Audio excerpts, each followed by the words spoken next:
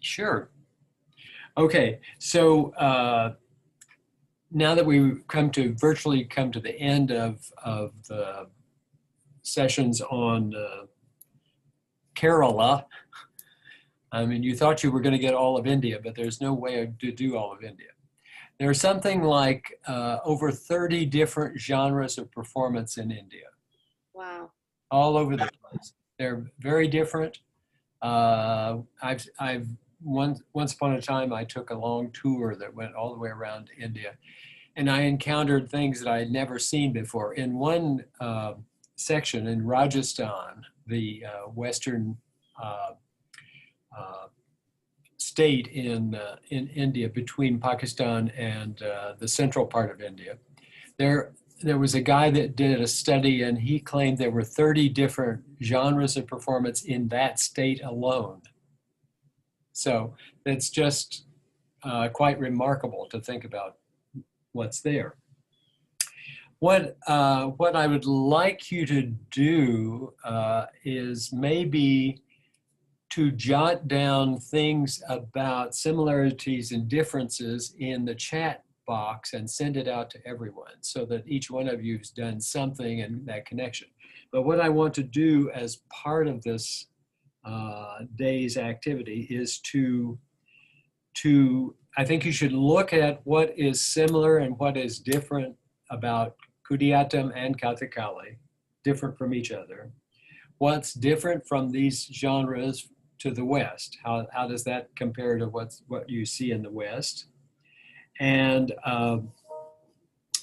so that you can come up with some kind of way of encapsulating these art forms in a way that you think you have a grasp of them, and share that with each other.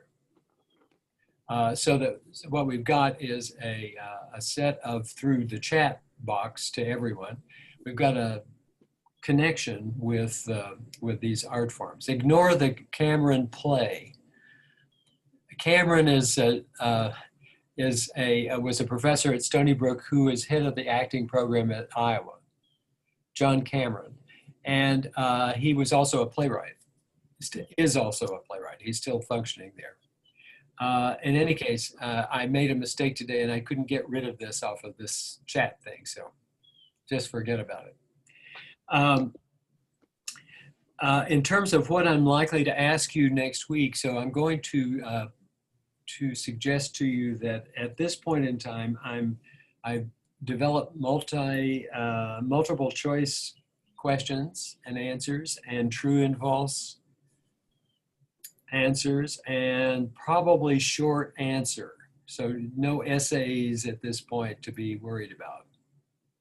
Okay, and then that will be on Thursday next week. But Tuesday we'll go through and talk about it. You can begin to make notes and about questions you want to ask about it after we go through this today. I'm using more or less the structure that we used when we did the book on Indian theater. When Zerilli and Swan and I did this Indian theater book, we had to make some decision about what are each of these chapters in this book going to be, what are they going to look like, especially because we were anticipating teaching this in our classes. Swan had Darius Swan is his name, and he lived in Atlanta, and he had a background, he was something like 15 or 20 years in North India and lived in small villages. And Darius then focused his energies on writing about the Ras Leela and the Ram Leela of North India. Ram Leela, incidentally, is I promise I won't go through this. Ram Leela is a once a year event. And it happens around, and it's connected to the story of Rama, which is of course what the Ramayana is all about. And it takes place over a series of days. And involved in all of this are elephants and camels, and the audience moves from one part of the city to the other to see the events. And this goes on virtually all night, and with relaxation during the days, and then it continues again at night. And it all depends on what the context of these events are in terms of the Ramayana from which this event is taken. And this is the one that Richard Schechner went to India to study. Schechner was very much involved in looking at this. His book on this subject is interesting, and also there's a woman who wrote a book on the subject with a little different take on it. And both of them make for very interesting reading. The thing about comparing what those things are like and what we've been studying is essentially that all of the people participating in North India in these things are amateurs. They're not professional performers, although they frequently perform a lot. So they only a few of them earn their living through this art form, through Ram Leela. And this is in Hindi. The stories are in Hindi, not in Sanskrit or Malayalam or any other language. And to a certain extent, there's another language called Hindustani, which is a little different from Hindi. Hindi is the national language of India. But in terms of studying and working in India, Hindi and English are necessary for most people to have a grasp of. Okay, so, and the Ras Leela, the actors are children. And they are, that's because the characters are gods. And it's believed that only a prepubescent child can play the role of a god. And so, and these characters, these little actors, they're kids, little kids. These little kids are accompanied by adults who play the heroic, bigger roles, but the children are the center of the whole thing for Ras Leela, because it's about Lord Krishna. And so consequently, you have this sacredness associated with it. And I've attended performances where the children were, people fell on their face in front of the child and touched the feet of the child as though it were the god. So they treat the kids during this period of time as though they're gods. And come down from heaven to serve mankind. Is that part of the belief that they are the god then? Yeah, they are sacred at that point. They're not treating them as if they. I couldn't go up and say, I couldn't go up and shake her hand and say, "Oh, great, you did a wonderful job." No. Okay. No touch. And that's one of the characteristics of India that you probably already, we've said something about, and that is that touching is pollution. So that's why people greet each other with the folded hands. They don't touch each other and pollute each other, because if you're a Brahmin, you don't want people touching you, because unless they're from your community or your caste. And therefore, it's very essential in South India and North India to be conscious of the fact that pollution and purity are kept separate. I went, and this was something I wanted to say about, we saw that little section of film about the ritual ending to the Sutradhara's piece in the Kudiyatam. Goes way back when he goes to this little temple and he rings the bell and the priest comes. In that film, if you were looking for such things, you would see that my teacher offered something to the priest and dropped it in his hand. He didn't touch the thing in his hand and this guy's hand, because it would be polluting to do so. That's why it was dropped. And so, and the same thing happens when you give someone, for example, I was offered water once at a house, and it's typical, and Indians especially are very conscious of offering something to eat or drink to anyone who comes to visit them. It's an unwritten law that you had to do that. And usually it comes in the form of, say, a teacup or a glass of water. In this area, in Kerala, in this area of India, especially for a very staunch believer in pollution and purity, my friend and I stood outside the gate of the walled compound in which this house was, and my friend called to the guy that you have guests, come and visit, come and greet us. And they received us on the porch, the veranda porch in front of the house, because to go inside would have polluted the house. And so especially because I was not Brahmin, I mean, I converted and was Brahmin by conversion, but that didn't mean I was pure. And they offered a glass of water. They didn't offer tea, because in tea you have to touch the lip of the teacup to drink, just like we're doing now. But that pollutes. So, because if they take that back, they've got to get somebody else to wash it because it's polluting.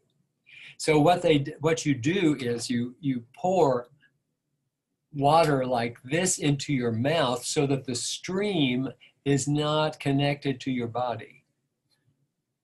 Okay, that's just how specific this pollution and purity is. Yeah. Jason. All right. And this isn't necessarily performance related, but you had said that when you had converted to Hinduism, that you came in as Brahmin. Yeah. Is that not the highest, one of the highest castes? That's in the 19th century when they invented this idea of conversion. This was something that was done in the Ramakrishna mission, and the idea was that allow other people to become Hindu. You know, the thought was that Hinduism shouldn't be so strict about who's admitted. So what they did was convert everybody as Brahmins, and so consequently, I wear the sacred thread, which is a pure thing across the, underneath this stuff I'm wearing right now. There's this string that goes from up here to down here. Right. But you get to start as the highest order? Yeah. You get to start as the highest order. It doesn't make any sense. It doesn't make any sense. I totally agree. Okay, other questions about this purity and pollution? It's much stricter in South India than it is in North India. And in part, that's because of the influence of the Muslims coming from the Middle East, who ultimately took over North India and converted people to Islam. Okay, and so that's why today the whole idea between the Muslims and the Hindus is fights over sacred property, sacred things between the notion that the Hindus have that anyone who's not Hindu is polluted, foreigners especially. So, and as we should be. But in any case, think of it this way: that this enters into every stage of life in India. This notion about purity and pollution, and should be taken seriously. If you're traveling there, you should be aware of it. Okay, so having said all that and going overboard, let me go back. I do want you all to enter into the chat room your ideas about similarities and differences as we go along. Okay, so you can look at these two forms, Kathakali and Kudiyatam, in terms of their history. That's quite obvious. To know something about where they came from, their origin, and how they developed. And so, again, to emphasize, these two are different in part because Kudiyatam was the older of the art forms. It developed in the court of kings. It also moved into the temples and was accepted into the temples. And those people who performed and worked in this area were considered temple servants. So that meant that you are sacred by association with the temple, but you're not so pure as to avoid the rules of the temple, which only allowed the Nambudri Brahmins into the inner sanctum of the temple. The rest of Brahmins, like myself and my teacher, are admitted to the doorway to the lighted interior where the flame is burning in front of the god. Whoever, and the gods, there are different gods. There's said to be 33,000 gods in India. That's how many gods are around in Hinduism. 33,000, yes. And of course, the most well-known and most popular are Shiva, S-H-I-V-A, and Vishnu, V-I-S-H-N-U. The destroyer, Shiva the destroyer, Vishnu the preserver. Brahma, the creator god, is worshipped only in very few temples in India, strangely enough, although he's the one who created the world. He, of course, as you know, is associated with creating drama. Brahma created drama. And he did so, and in the Natya Shastra spells it out. He did so because Indra, the king of the gods at that time, and Indra is the older of the deities, of all these deities, and thought to have come from the Middle East, because he's very much like Zeus. He carries weapons and he rides on horseback. So Indra and horses were not common in India, so they were thought to have come from the Middle East and been imported into India. So Brahma created drama out of the Vedas, the 4 Vedas, with the Rig Veda being the oldest. This the oldest book of hymns in the world, the Rig Veda is. And the Sama Veda is the song Veda with song in it, and Yajur and I forgot what the other one is, but anyway, it's not necessary to remember these names. But the fact that drama came from sacred territory and was handed out to men, to Brahma. Brahma sat around and thought about how to create drama, and then he called in Bharata, who was the guy who invented and wrote the Natya Shastra. So somebody had to write this sacred book about drama. So it is considered the 5th Veda. Drama is considered the 5th Veda. So if the Vedas are the sacred texts of the Hindus, the 5th Veda is Natya Shastra, or drama, okay? So it's an interesting connection between religion and theater. What did you say? What the 4 were? I said what I thought the 3 of them were. Oh, okay. What were they? The 3 There's things? the Yajur Veda, the Atharva Veda, the Rig Veda, and the Sama Veda. That's the 4. And what are they? Different sets of hymns. They're all hymns. The Rig Veda is the oldest of that group of hymns.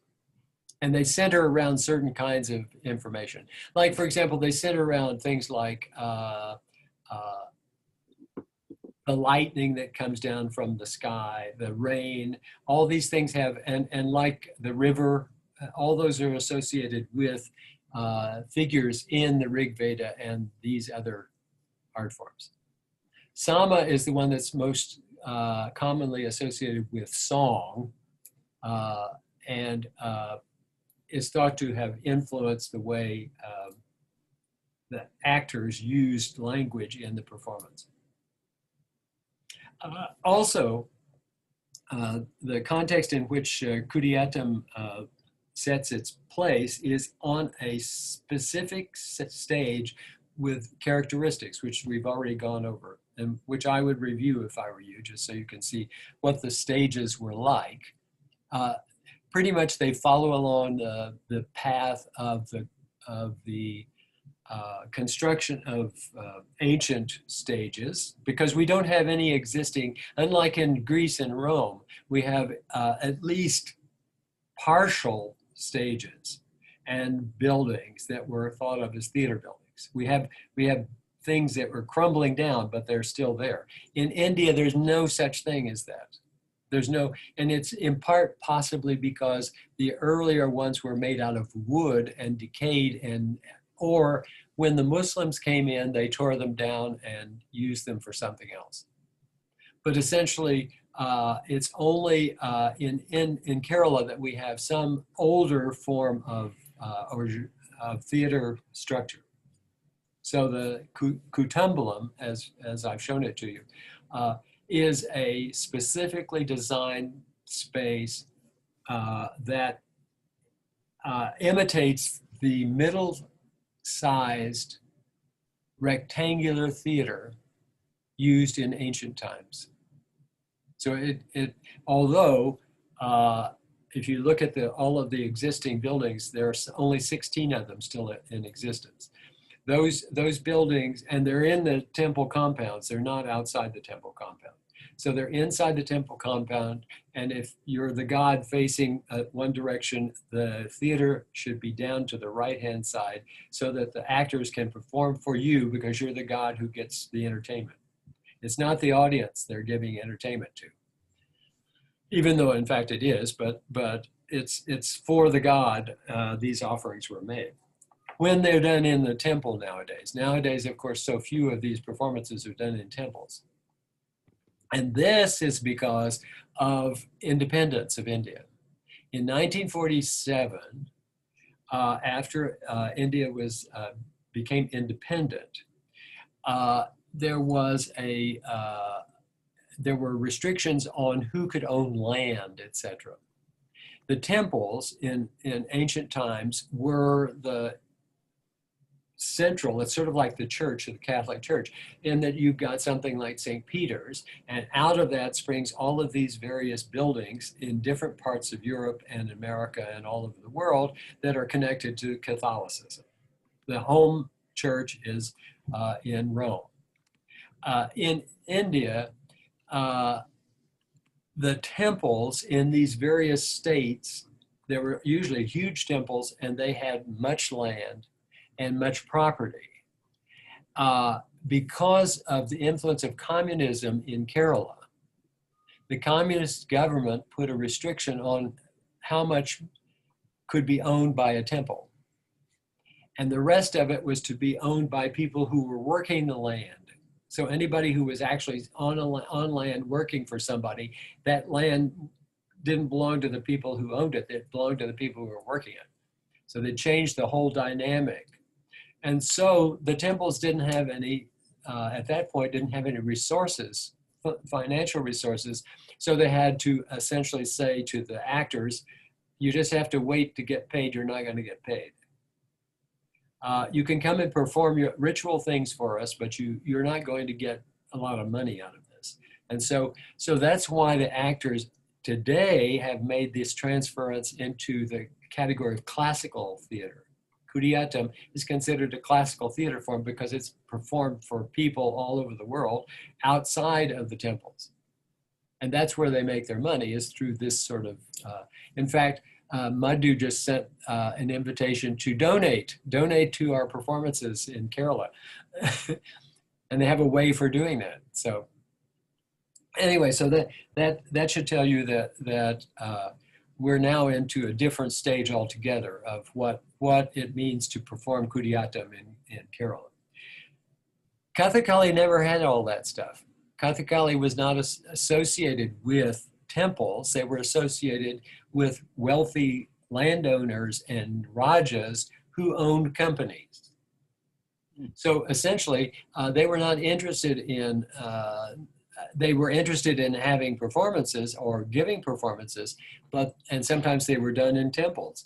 But the temple didn't own any kind of actor, or the actors weren't responsible to the temples, even though they were very closely associated with the Raja because they were Nayars, many of them last name. Whenever you see the word Nair, it should be understood that in Kerala, it signifies somebody who worked as an army person or military person originally.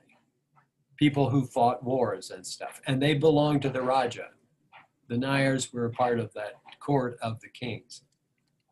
The kings were not called Rajas, they were called Tampiran, which you don't have to remember. But they were called a different thing from what they're called elsewhere in India. Okay, does this make sense or is it getting confusing? It's getting confusing? No, maybe a little. Okay, all right. So the origins of Kudiyattam are earlier. They come earlier, between the 7th and certainly by the 10th century, and they were then ultimately became part of the temple activity as time went on. So there's some, we've devoted a little space in the book on Indian theater to the ritual connections and the religion, but we've tried to be conscious of the fact that we couldn't go as far off as we'd like to go. Now, of course, you get a lot of articles written that are expanding on this notion of what temple ritual is and connected with Kudiyattam, etc. Lots of books have been written about this subject. Like everything else in the world, you always think as you're a theater person about the plays. What are the plays like? What are the plays like? And so there's a stark difference between the Kathakali plays and the Kudiyattam plays. You know what that is? What's the stark difference? The number of disciplines that are used in Kathakali plays. We have dance, martial arts, of course, all the gesturing and singing. Yeah, but think about the text. We're talking text. The text itself, okay. The play text. So Malayalam, sung by two singers. Mm-hmm. That's how you get a play done in Kathakali. You don't even have to have a company of actors. You can just have those drummers and the singers and do Kathakali plays all you want without anybody around to hear it. So the language that was used and is still used in the plays is called Mani Pravalam, M-A-N-I, P-R-A-V-A-L-A-M, Mani Pravalam, which means a cross between, it's a hybrid language. It's a cross between Tamil and Sanskrit, so that it is not totally understandable by the audience, but a lot of it is. And when it is written, it's written in the Malayalam script. So whereas when you see the Kudiyattam plays, they're written in Sanskrit. They're not written in Malayalam.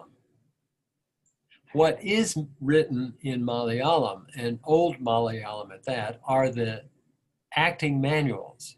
How do you perform a play like this that's written in Sanskrit? How do you, as an actor, perform it?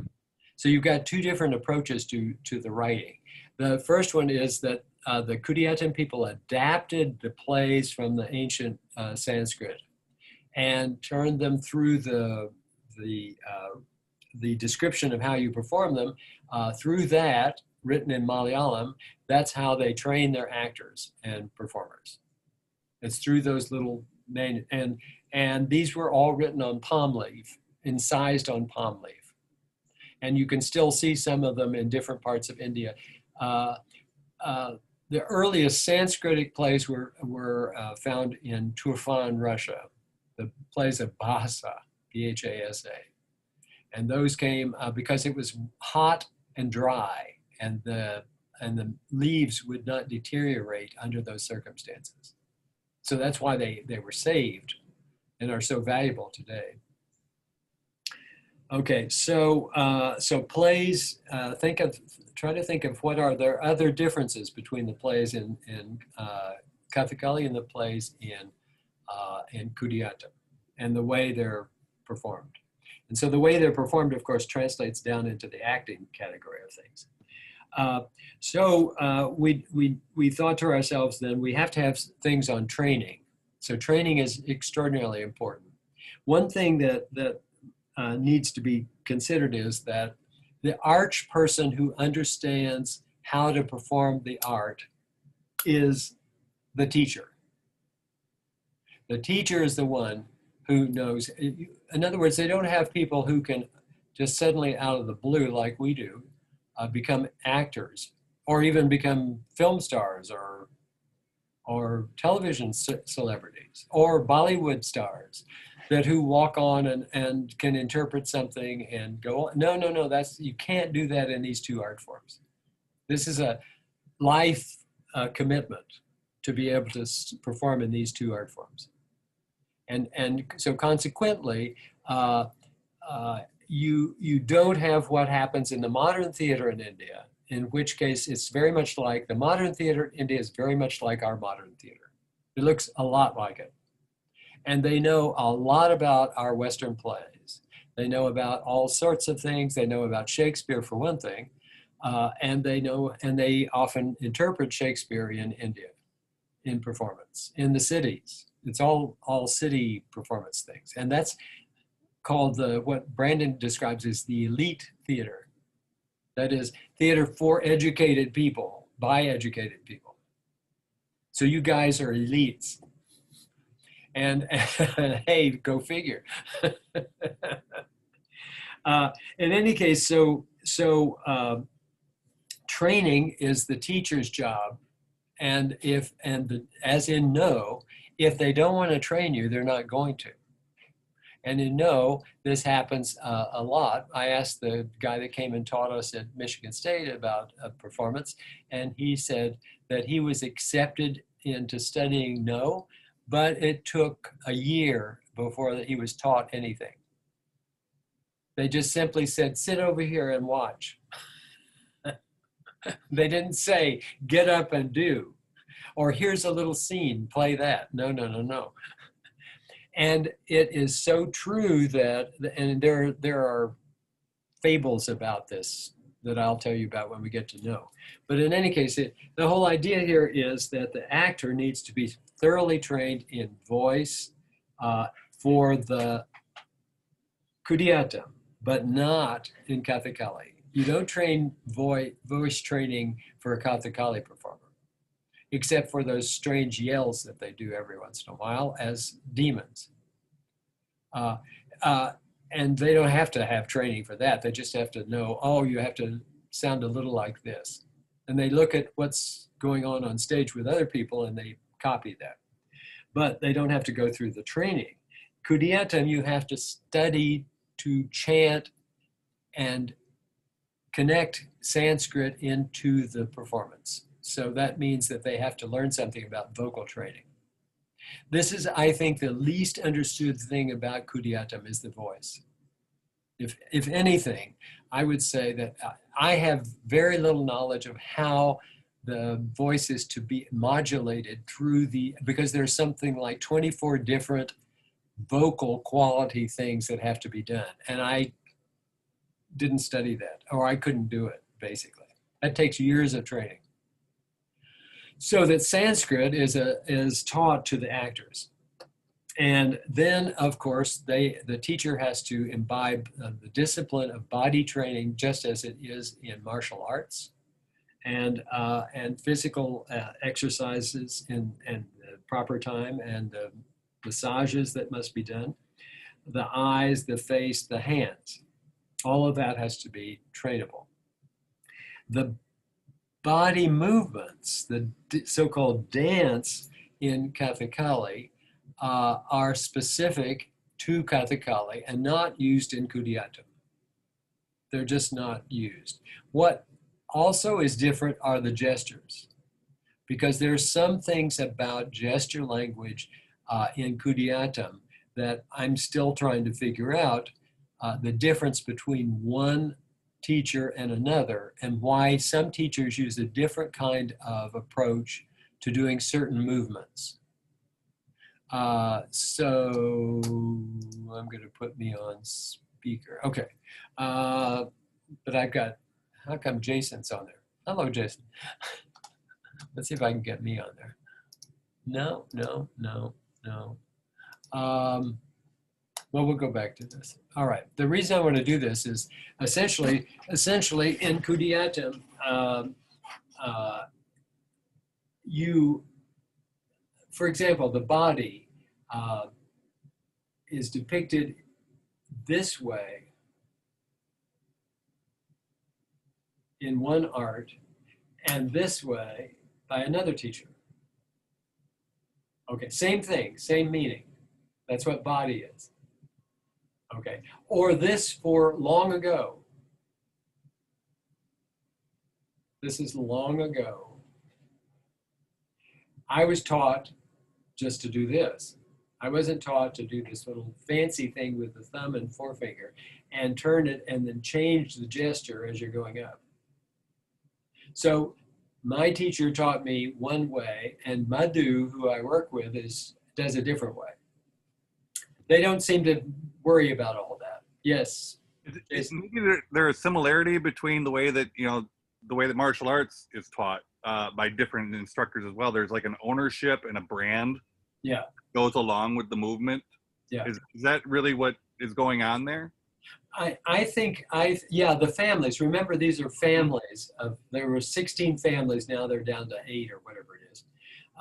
And these families prized the training that their chief teacher taught. There's one teacher who's very popular in North Kerala, who I became familiar with earlier on because he was one of the few who would perform outside the temple. And he was very casual about his gestures. So this gesture might just be something like that instead of this sort of specialized thing. It was very casual. Mm-hmm. And that was quite different from what you get in one other teacher.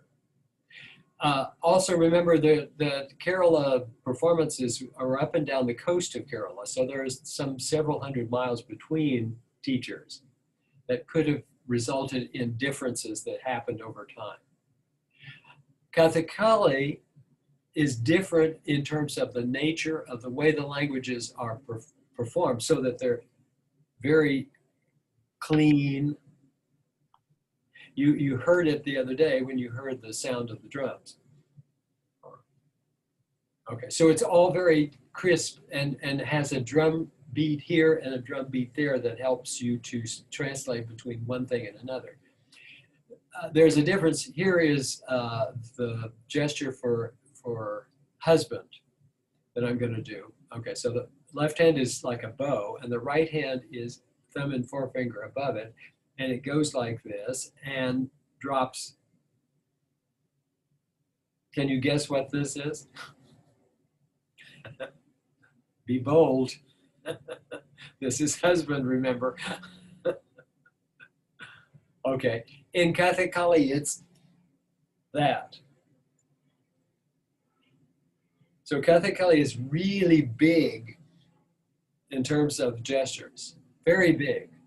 They often expand out from the shoulders. The Kudiatum, they say, you should not go beyond the shoulders with your gestures. You can go up, you can go down, but you can't go beyond the shoulders. And although they do go beyond the shoulders, but Kathakali people, there's a lot of action, physical action in terms of movement, and especially the swaying of the body from the waist. So it's a lot like this. Kudiatum seems to be stiffer looking. Okay. Yeah, and physical eye things are virtually the same thing in Kudiatum and Kathakali. The eye movements, the way that you train the eyes, etc. It's said that that this old guy that I was talking about from northern Kerala, who was very popular, he trained the eye movements of the Kathakali dancers at the Kalamandalam sometimes, because he had those huge eyes. In fact, the photos of the video I've got online of him in black and white show him with really big, bold eyes. And so, and the Kathakali people love the idea of having bigger presence through their eyes. What are you going? Okay. So there are some differences between gestures in Kathakali and Kudiyatam. I at one point sat a Kathakali actor down and we went through every one of the gestures that I knew existed in Kudiyatam and compared it with what was done in Kathakali. The vast majority of them were similar or the same, but there were some outstanding differences here and there. And I filmed all that at some point. I've never done anything with all that film stuff, so. Okay, performance space. This is the another category of importance. It's quite clear that the performance space for the Kathakali is very sort of casual. It should be rectangular, essentially, so that the stage is broad, or the performance space is broad enough to house the drummers on the upright side of the stage and the singers at the back. So here you've got drummers, here you've got singers, and there you've got the actors downstage and in front of all this. And that is all you need to know. There are no specially constructed theaters to house Kathakali. They can, like they performed in room 210 or 201. They performed in 201 when they went in there and just, oh yeah, okay, this is fine. The drums woke everybody in the building up because they were loud. And they played them at the that loud thing. So it drowned out the people who were doing the mowing, which is hard to do in 201. So, but they knew how to do it because they used those drums to get attention. Okay, and there are different kinds of drums, right? So the chenda, C-E-N-D-A or C-H-E-N-D-A, which is the stick drum that's beaten with the two sticks, is more like, it sounds more like a, what I would say is a fast shooting rifle. AK-47, okay. And the mudlam is more, it can sound very much like the sound of dripping water at times. It can even get very, very low in pitch. But the idakya, which is the little drum that's held on the side of the body and struck in this way, the idakya is used in both Kudiyatam and Kathakali, especially for women. Whenever a female is on stage, that idakya would be there. Shannon. There you go. Sorry, I missed Chenda and Mudlam. Which one goes with which? Okay, the mudlam, M-A-D-D-A-L-A-M, I think, is this way. It hangs here around the back. The butt helps to hold it in place, and it's played with the hands at the sides of the drum. It's bigger. It is actually a larger scale version of what you find in classical Indian music, which is a smaller drum about so big that's played this way. Right. I'm sorry. I meant I lost. I thought you said one was used in Kathakali and the other was used in Kudiyatam. Yeah. The two chenda, C-H-E-N-D-A or C-E-N-D-A is the stick drum beaten, and that's only used in Kathakali. Or the mudlam, which is played with this way. That's only used in Kathakali, not used in Kudiyatam. In Kathakali, they use a gong and big cymbals. So one singer is striking the gong, being held with a stick this way, and the other guy is going like this with the cymbals. So that all of that is not found in Kudiyatam at all. There are tiny little round bell-like things that keep the time, and that's called tarlam, T-A-R-L-A-M. That's timekeeping. Yeah. Yes, Robin. So the Nunyars, Yeah. who do the little symbols, Yeah. only exist in Kudiyatam, Yes. correct? Yeah. Not present in the Kathakali. Not in Kathakali. In classical dance, however, you find women playing those cymbals, but not in the classical dance, Mohiniyattam, you'd find it in Mohiniyattam. but you're not dealing with classical dance. That's a whole nother story. It's a big story too. Okay, so moving along, we're getting along, we're doing well. Okay, so the performance space, we were on performance space, and the whole idea is that in Kudiatem, it works best if it's performed in a facility that was designed and built for Kudiatem. And that's so that you have a entry door up left, an exit door up right, and the drums in between, the Mirau drums, M-I-Z-H-A-V-U, the Mirau drums, upstage center between the two doors, and a square stage with pillars holding up a roof. Ideally, it should be performed with a lamp, the big oil lamp that's downstage center and filled with oil that is replenished throughout the evening. They think nothing of walking on stage when they're doing some performance and filling the oil lamp. You know, there's the casualness in which some of these things occur is surprising. Yes. Speaking of this, there was a Raslita performance that I saw in North India once, and the guy playing Lord Shiva, after he had done his big thing, came off stage and was chewing gum. He was standing at the side, chewing gum. Here you have the god chewing gum. But it didn't seem to bother anybody in the audience. They didn't necessarily care about what was going on. It was just part of the action, part of the activity. Okay, yes.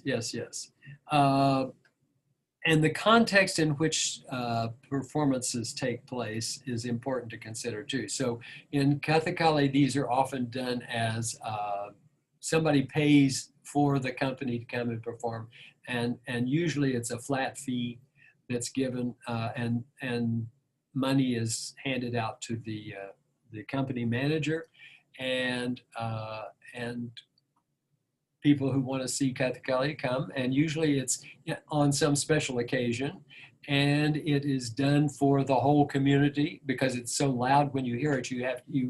It's sort of like I'm hearing the Sauce House down the street from where I live, and the music that comes there on the weekend. So it's, and that's what draws people out to go see what's going on, because the music is in the courtyard in the Sauce House. So when you get something like that, you often want to go and stick your nose in and see what's going on. That's what happens in these art forms. In Kudiatam, they're not interested in drawing audiences except that for whom they are closely associated with in their community. They don't want to reach out. Like when we had the Kudiatam players come to Stony Brook, the drummer and the actor, I may have told you, they did not accept any invitations from Malayali people in New York because they thought they were too crude. They won't understand what we do, and they'll just laugh at it, and we're not going to do that. So they're very selective about who they'll perform for. Yes, Jason. Just asking because you want us to later make parallels between Western form of theater. Yes. As well. In Kudiatam, I see that they go through the audience a lot in the videos that we saw. Does the audience exist to the performers? I mean, is there a parallel between fourth You wall? You don't have to have anybody in the audience to do a Kudiatam. But do they acknowledge the audience? Well, they're playing in that direction. They Right. don't necessarily. Only the clown will point out things in the audience and say, "Oh, look at that funny guy with the hat. The one with the glasses. Yes, that's the one we're talking about." Kathakali You will be the butt of some joke, or Right. they'll draw you in because that's what they're, and it's Chakyar Kuta. Chakyar, Kootha or Kuta. And it's the drama, and it depends on what they're using for their subject matter that day. And usually it's only like a 2-hour show, Mhm. 1 to 2 hours at the most. And Nanyar Kuta, a different version, is the stories of Lord Krishna. So Nanyar Kuta is about Lord Krishna, and women perform that only. Chakyar Kuta is performed by the male actor in the company. And nowadays, the drummers have gotten in on the action, and they sometimes do Chakyar Kuta. Yeah, like, for example, the guy that came to Stony Brook that played the drums, he told me secretly that, by the way, did you know that I'm also performing Chakyar Kuta, and I'm more popular than the Chakyar you got? And he went to the Middle East frequently to perform because the Malayalis there loved the way he did his jokes. Okay, so when you're referring to Chakyar Kutra, is that a branch of Kutakali, or is that a completely separate? Kudiyatam. It's Kudiyatam. Kudiyatam, sorry. Yeah, it's a branch because they do stories, elaborate on stories from the what are called prabandhas, or these specialized texts, and expand on them. You know, about somebody coming to visit somebody and doing this, that, and the other, and they tie it into everything that's going on in the house. And tease people, you know. It's only one drum used in that, in Chakyar Kuta. I think 2 drums are used in the Nanyar Kuta, but I think only 1 drum in the Chakyar Kuta, only 1 drum needed. And it's not a big deal to drum for the Chakyars because they want to spend more time talking than they want to have music. Okay, let's see, we're going along rather well. Okay. Well, we've seen obviously that costumes and makeup are very much a part of these 2 art forms, and they are similar in some ways and different in others. The costume, especially the lower half of the male costume in Kathakali, is a big skirt. This is that big skirt that sort of sticks out and then drops. That way, that's the first indication that this is a Kathakali play, is with that big skirt. And also the elaborate sort of bigger headdresses and, you know, sort of oversized look of the Kathakali performer as opposed to the Kudiyatam performer. The costume for the male Kudiyatam performer tends to look smaller, and it doesn't have, they don't have that skirt at all. They have a bustle in the back, 50 yards of cloth. And it is, in order to get the bustle to look right, in Stony Brook, we followed the orders, and we had to find a tree on the campus of the university that was so big that then they could do the proper fixing of the bustle, which looks a bit like sort of wonderful things like this going all the way around on the hips. And it's so difficult to do it that I have kept one in storage here because to try to do it myself, again, would be impossible. You have to have more than one person helping you in this. And in one of these films that I've given you to take a look at, they're called something about costume. If you follow that, you'll see them putting that thing together. Okay, it's a pretty good overview of what happens behind stage in Kudiyatam, if you take a look at that film. Okay, so costumes, makeup, and especially symbolic colors associated with things, and also categories of importance of characters. So top category is the green-faced heroic character is at the top of the ladder. Second is the female character, Minaku. So there's a Pacha, Minaku, and then there are all the bearded characters, Tadis. And the white bearded person is just underneath the female. And then you get the red beard after that, and then lower than that is the black beard, the cruder of the characters. Okay, so what you're doing is you're going down in terms of their importance in terms of their purity, I guess you'd have to say. Performers and roles Zerilli has talked about, you know, how you choose actors to study or how you choose kids to become Kathakali people or Kudiatam people. That becomes an important part of training. You don't just, not everybody can be allowed to be trained in Kathakali. And there are lots of people who want to be Kathakali actors, lots of them. And these kids know that they could get a scholarship and then they could get their education done and perform on stage maybe, if they're accepted into the companies. There are not that many companies to be accepted into though. Props are very similar in both these art forms. The bow and arrow for Rama and Lakshmana, his brother. A stool to sit on for Kudiatam and Kathakali. There's a difference between the way they accept stools in Kathakali. A square stool is fine in Kathakali, it doesn't matter, it's whatever.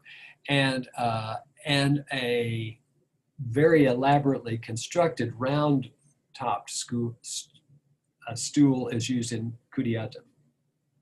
And so one has to remember that there's a difference between these two. Yes. Taryn. No, she's just doing hand gestures. Okay.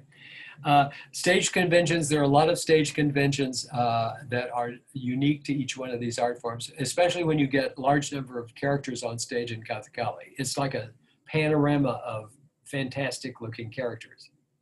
5, 6 different people with these big headdresses and the body and etc. Even with the female characters. Whereas in Kudiatam, it's mostly one person on stage for a long period of time till you get to the actual end of the play part and you start the actual performance using the text of the play. So it may be 5 days down the road. And before that, you get individuals performing. And then once you get the end of the thing, then you get the whole array of characters, but not that many. Dance is not essentially thought of in Kudiatam, except there's a thing called Kriya, K-R-I-Y-A, Kriya, which are dance steps that are used in one of these art forms and are said to be required that the student learn early in their career.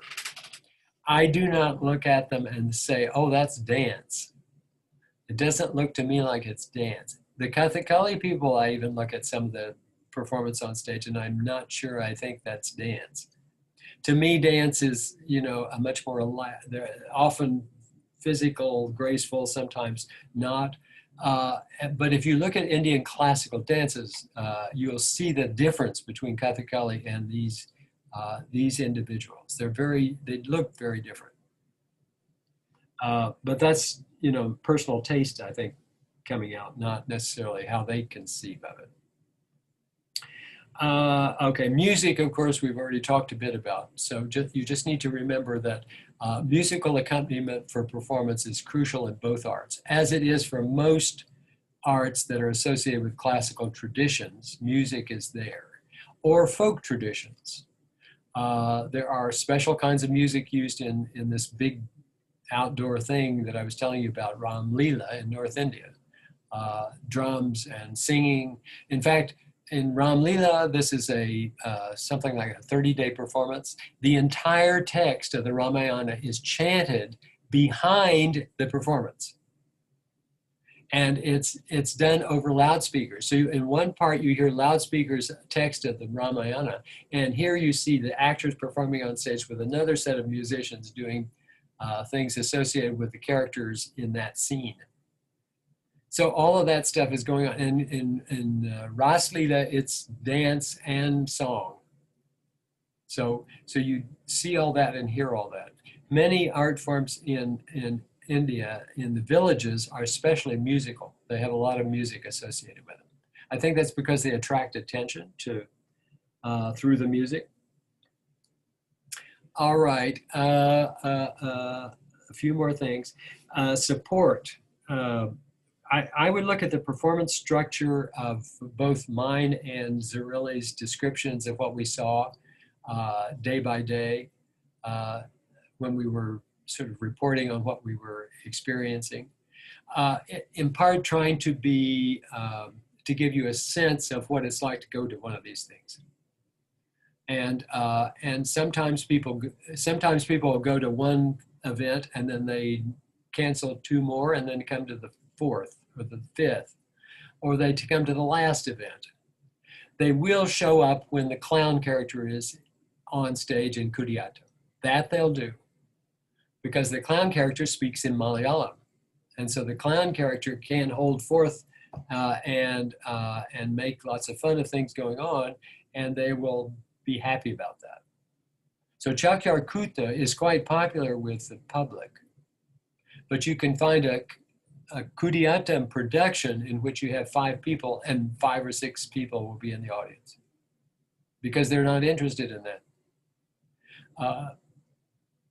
All right, and the current state of the arts, basically, I would say we already know that the UNESCO had to step in and keep Kudiyatam from dying.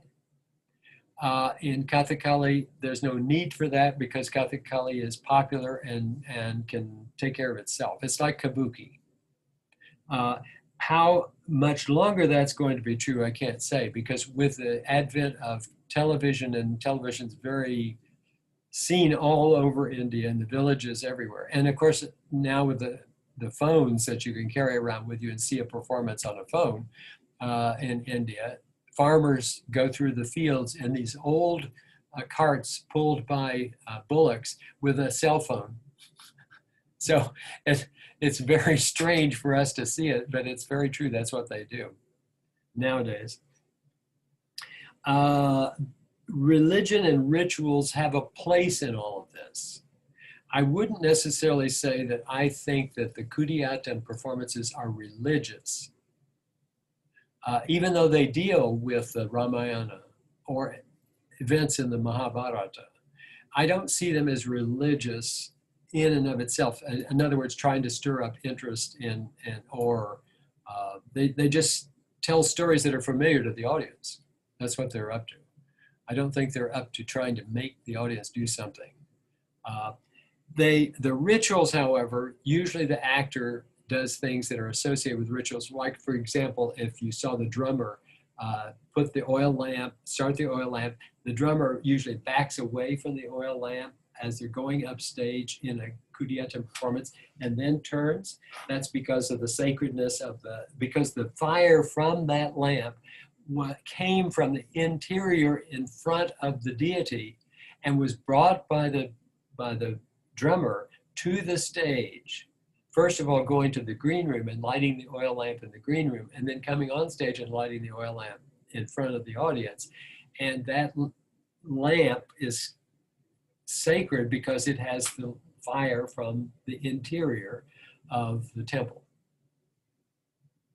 And this whole idea of sacredness of certain things, and also fire, incidentally, the god of fire, Agni, A-G-N-I, all Hindus have some sort of ceremony when they get married in their kitchens. The first thing they do is they have a ceremony because it's the place where the food is cooked, and Agni, the god of fire, presides over that. And so often, in the house that I stayed in, just off of the kitchen was a little prayer room. And the morning prayers were done in that room first in the early morning. And then the fire from that inner place was then used to light the fires in the kitchen. So it was sacred. That fire burning in the little prayer room was considered sacred. So all of those little things that it's hard to keep up with all that stuff because there's so much of it. But it is very true that they feel very honored to do whatever they can do to for their religion and take it as a kind of normal activity. Also, the house that I stayed in Kerala, the head of the household would go out in the early morning hours and milk the cow. They had a cow in the backyard, and they would go out and get fresh milk in the morning. And then they would churn the milk into butter during the day, so that actually the cow served as a reminder of the connection to the ritual beginnings, because the gods, that's why cows are sacred in India. Cows are sacred, no doubt. And they represent the deity, especially one bullock sits in front of the effigy of Lord Shiva.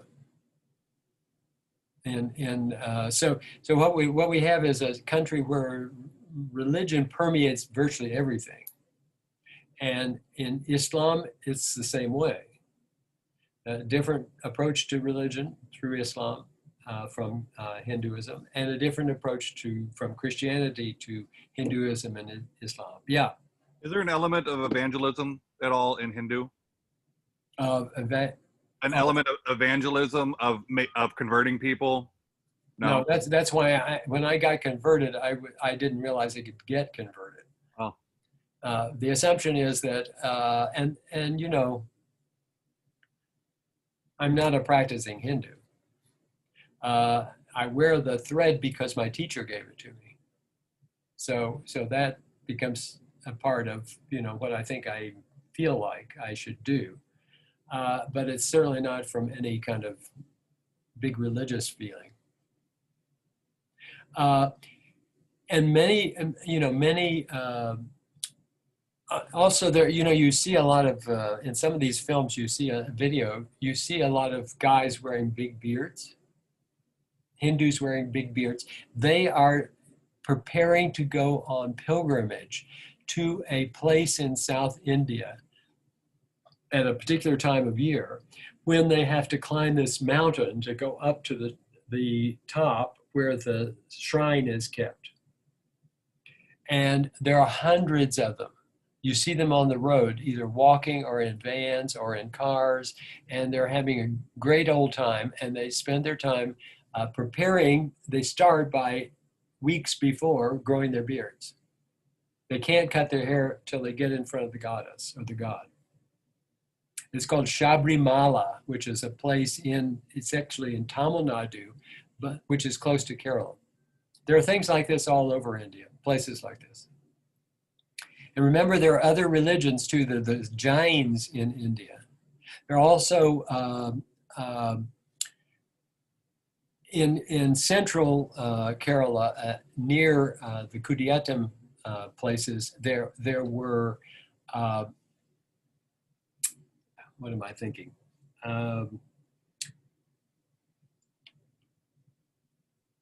I forgot.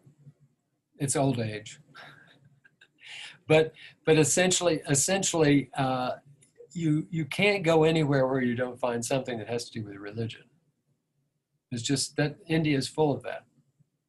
And that's what makes it unique and interesting, I think, too.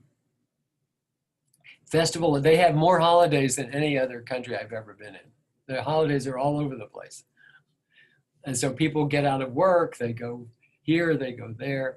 And marriage is just the most important thing for anybody in India, to get married. That's the high point of and very costly. Thousands and thousands and thousands of dollars for poor people. And they save up for it. This is just a little slightly off topic, but I have to share. So has anybody else watched that arranged marriage show on Netflix? Yeah, so I was fascinated by this. But yeah, the importance that they place on marriage, and that they still use matchmakers. Oh yeah, oh yeah. I found it fascinating. Well, one of my friends recently got married in India, and his parents had been trying to get him married for years, and they kept accepting applications, because the girls send their applications to the boys' family, and then they're looked over, and then somehow or other, if he is interested, he'll say, oh yeah, okay, let's. And then they have this long period of time in which they're going to the astrologer to see whether the marriage is the right time and the right family. And so he was about to get married until they discovered that family decided they didn't want to marry into this household, and so they turned it off. That's the end of it. After they'd gone through all sorts of searches, etc. So he went 2 more years before he finally found somebody. And often you send a picture of your car. So if you've got a car, it's not the girl or the boy, it's the car that makes a difference. Especially if it's a Mercedes and it's going to be a popular thing to have, and lots of money. When I went to a wedding earlier on in Gujarat, in the village in Gujarat, you give gifts. Of course, it's common to give gifts. And there's a guy with a microphone who announces your name and what the gift is. So he tells everybody, oh, Farley has given me a pot for tea. Oh, it was amazing. And it's in the, this is out in the open on the street. This is a big, so there are a lot of people that hang around and listen for all these things to see who gets what. So you're given all sorts of stuff that may be useful or not useful. Gold and silver, of course, are very important to give as gifts. And cash too. I sent cash for his wedding because I told him I can't fly. He had called me in Europe and said, you have to come to the wedding. You must come to the wedding. We'll put you up. We'll put you in a hotel. And they usually put people in these hotels. They sometimes rent huge hotels and rooms, and they put different people in different rooms, and they pay for all of that. They pay for their air tickets too sometimes. So they spend a lot of money on weddings. Yeah, so don't ever think about getting married in India. It's too expensive. Okay, so we're finished for today. And remember that we'll talk about the exam on Tuesday. And look over the material and in view of what we've just done here. And I'll post, once I get this online, I'll post this session in case you want to go back and look at anything. And I think I'll get a copy of of what you've done on the chat. That should come forward, and then I'll get that to you in case it's nice. Okay, any questions? That chat's dicey, Farley. I'm just gonna warn you. Dicey chat, oh no. Well, maybe it doesn't give me everything, I don't know. I trust you've all been good. No. Okay, go back and do it again. See you later. We're at an end.